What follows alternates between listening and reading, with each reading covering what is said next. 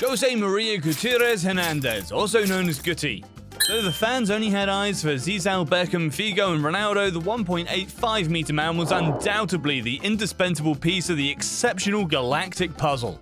Trained at Real, this midfielder was undeniably talented but unknown to the general public.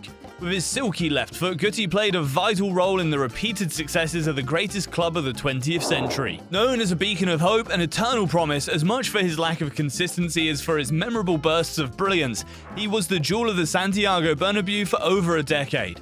How did such a player, often a substitute, manage to enter Real's posterity? And how did he manage to find a place in the sun alongside his illustrious partners? A look back at the fantastic career of Guti, the playmaker of the Galacticos. Guti is first and foremost a great looker. With a white band in his hair, he's often compared to a musketeer. His long blonde locks and rockstar face were a perfect match for his unique elegance and grace with the ball. But what best defined the style of the Canterano, the nickname given to players trained at La Castilla, was his passing ability. If you don't know what lightning pass means, Guti sure does. So much so that it is still not uncommon to hear Spanish fans and television viewers say, "Whoa, the Guti pass!" His unique mastery of the pass, the Galacticos enjoyed every minute of it. For most of them, Guti was simply the most impressive player in training. Not bad for a squad with such talented individuals. Guti was a man with eyes in the back of his head, a player who saw everything before anyone else.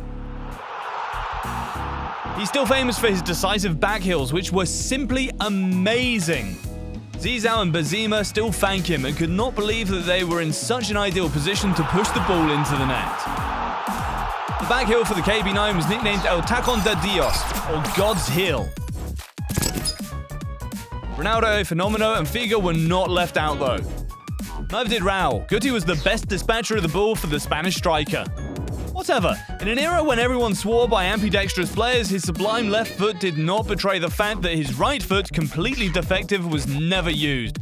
You either had the vista or you don't. And with Guti, this mixture of sublime and the unpredictable was simply innate. Like any self-respecting fantasy player, the Spaniard did not hide behind his flaws. On the contrary, by his own confession, Guti did not like to run. His favourite thing was to be in the right place at the right time and above all, move the ball. He accelerated the game like no other. A brilliant pass could pierce the opposing line and send his teammates to the promised land. But his nonchalance sometimes stuck to him too much and irritated his coaches. Too much of the dilettante, not pugnacious enough, he gave the impression of never being at 100%. Many observers saw his attitude as a consequence of his extra sporting antics. Yeah, Guti's lifestyle was sometimes not compatible with a professional football career. He was unashamedly willing to burn the candle at both ends. Alongside his life as a footballer, he did not want to make sacrifices and deprive himself of the small pleasures of life. When journalists asked him about his private life, he gave himself up. His charm and eccentric looks were not always well appreciated. From the mid-2000s onward, all these little misbehaviors earned him a regular place on the bench.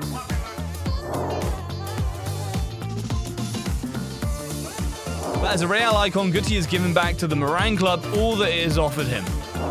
He accepts his new deal without reluctance. Better still, the eternal number 14 takes all the benefits that this situation offers him and becomes a game-changer like no other.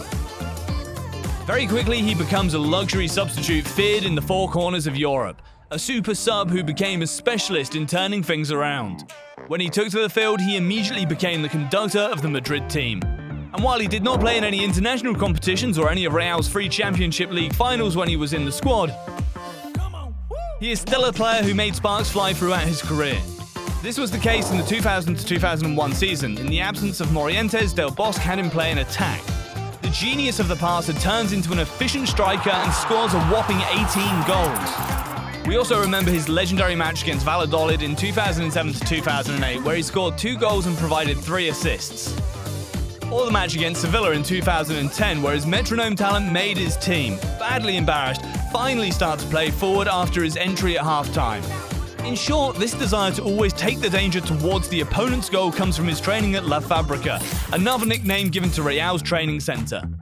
Considered one of the best training centres in the world, it's gone on to see the emergence of great talents who have gone on to become renowned Spanish internationals. Raul, Morientes, Casilla, Arbeloa. But none of these players, however talented, were as atypical as Guti. What is certain is that the midfielder has never left anyone indifferent. The Canterano was one of those players who could be considered fascinating. Enigmatic in his ability to reproduce high-flying performances throughout the season, his ability to change the course of a match or to pull off a classy move allowed him to attract the crowd. Captivating because of his talent, endearing because of his personality, adored for his love of the Madrid shirt, Guti is and will remain a galactic among galactics. A true football aesthete, an artist, a creator of never-before-realized gestures, a player under the radar but capable of generating unique emotions. In almost 15 years at Real, with 542 official matches and 15 titles, including 3 Champions League and 5 La Ligas, he will remain as a symbol of the continuity in the changing era of the Galacticos. Respect. Thank you for watching our video. Which other underrated player like Guti would you like us to cover? If you liked it, don't hesitate to talk about our channel around you, to like, share, and subscribe. We'll see you soon for a new video. Ciao!